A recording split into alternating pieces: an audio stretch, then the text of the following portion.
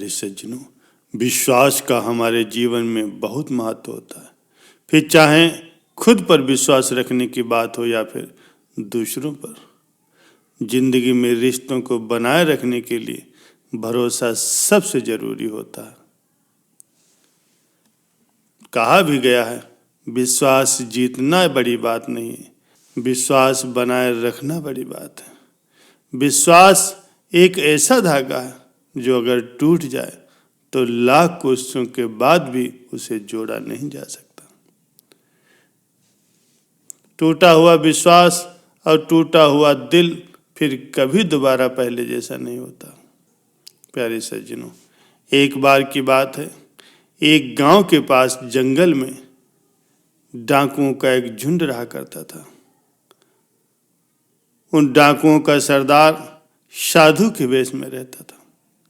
वो लोग व्यापारियों, अमीरों और राहगीरों को लूटा करते थे और उनसे लूटा हुआ धन गरीबों में बांटते थे।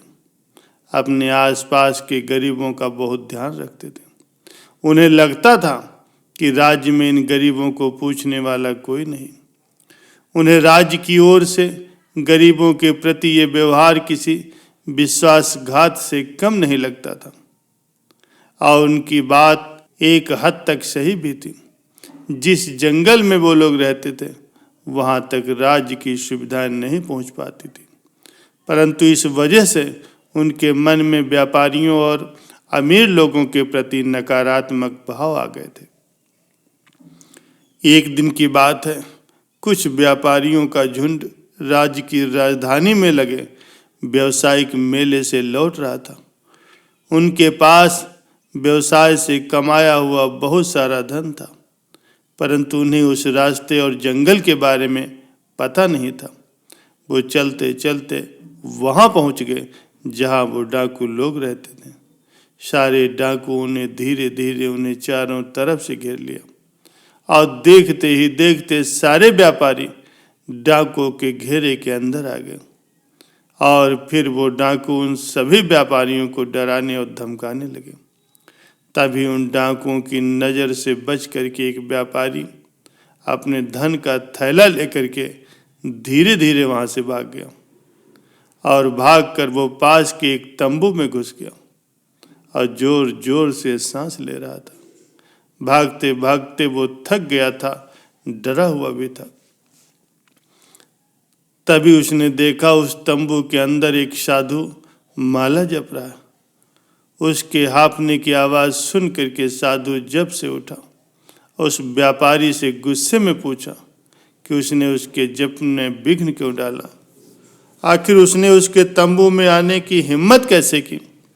इससे पहले कि साधु कुछ बोल पाता, व्यापारी ने धन से भरा वो थैला उस साधु को संभालने के लिए दे दिया और कहा, पूरे साल की मेहनत के बाद राजधानी के मेले में जो धन प्राप्त हुआ है वो मैं आपको दे रहा हूँ। ये मेरे परिवार की रोटी के लिए है। हमें डाकुओं ने घेर लिया है। यदि हम मारे गए तो मेरे परिवार तक ये धन पहुँचा दीजिएगा, अन्यथा वो लोग भूखों मर जाएंगे। हम सुंदर नगर के निधि सरोवर के पास रहने वाले व्यापारी हैं। अब मैं जाता हूँ। यह डाकुओं ने मुझे आपके पास देख लिया तो वो आपको भी मार देंगे। ये कह करके वो भागने लगा। साधु के मानो होंठ छिल गए हों, वो कुछ न बोल सका। जब व्यापारी के जाने के बाद उसे एहसास हुआ तब वो यही कह पाया कि तुम निश्चिंत हो जाओ, मैं तुम्हारे धन की रक्षा जरूर करूँगा। व्यापारी के इस विश्वास ने डाकुओं के सरदार को अंदर तक झकझोर दिया।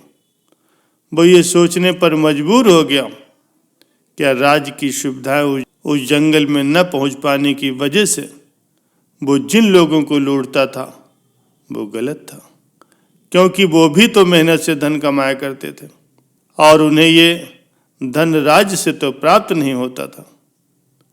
इन सब बातों ने उस डाकुओं के सरदार को परेशान करके रख दिया। पहले तो उसे ऐसा लगता था कि वो सही काम कर रहा है, जबकि आज उसे अपने किए पर पछतावा हो रहा था। तभी उसे व्यापारियों की चीखने की आवाज़ आई, वो भागता हुआ बाहर आया। उसने देखा कि व्यापारियों को बंदी बना करके उन्हें उसके चेले डाकू मार रहे हैं। तभी उसने तंबू के अंदर से ही छुप करके डाकुओं को रुकने का आदेश दिया। उनमें से एक डाकू ने हिम्मत करके तंबू में आकर के आदेश के बारे में पूछा। तब सरदार डाकू ने कहा, इन सभी व्यापारियों को जाने दो और उनका धन भी वापस कर दो। डाकू इस बात पर सहमत नहीं हुए। उनके जीने और खाने पीने का ये स्रोत था। उस डाकू ने सरदार से कहा, सरदार, यदि ये गलत है तो हम आगे से मेहनत करके खाएंगे, लेकिन अभी क्या खाएंगे? असहाय और वंचित लोगों को क्या खिलाएंगे? फिर सरदार ने कहा, यदि ऐसी बात है तो लूट का आधा माल इन व्यापारियों को वापस कर दो, उन्हें जाने दो। इस पर सबकी सहमत बनी और व्यापारियों को आधा धन लौटा करके उन्हें जाने की अनुमति दे दी गई। फिर हिम्मत करके वो व्यापारी अपना थैला लेने के लिए वापस तंबू में आया तो ये क्या, अपनी आंखों से सच्चाई देख करके वो स्तब्ध था। जिस साधु को उसने अपना थैला दिया था वो साधु तो डाकुओं की टोली का सरदार था।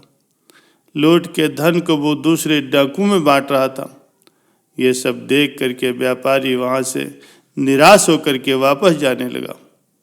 वो मुड़ मुड़ करके तंबू की तरफ देख रहा था और अपने आप को ठगा सा महसूस कर रहा था।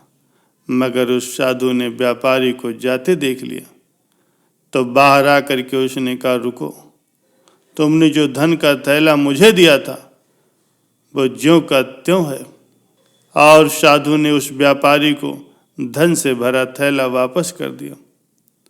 अपने धन को सलामत देख करके व्यापारी खुशी से गदगद हो गया और साधु को दान देने की उसने इच्छा जाहिर की, लेकिन साधु ने मना कर दिया और हाथ जोड़ करके नमस्कार करके तंबू की ओर चला गया।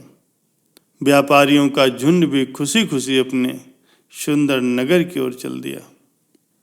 जब सरदार तंबू में वापस लौटा तब वहां बैठे अन्य डाकुओं ने सरदार से पूछा, सरदार, हाथ में आए हुए धन को इस प्रकार से आपने क्यों जाने दिया?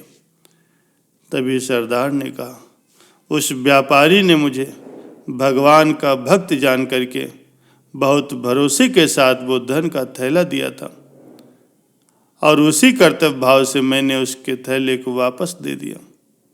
किसी के विश्वास को तोड़ने से सच्चाई और ईमानदारी हमेशा हमेशा के लिए शक के घेरे में आ जाती।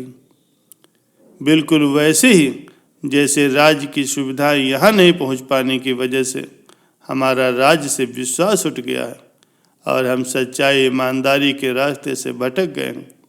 परंतु आज व्यापारी की बात सुन करके ये एहसास हुआ कि हम राज्य की सुविधाएं यहाँ तक नहीं पहुँच पाने का दंड सच्चाई ईमानदारी से धन प्राप्त कर रहे लोगों को उनका धन लूट करके देते हैं।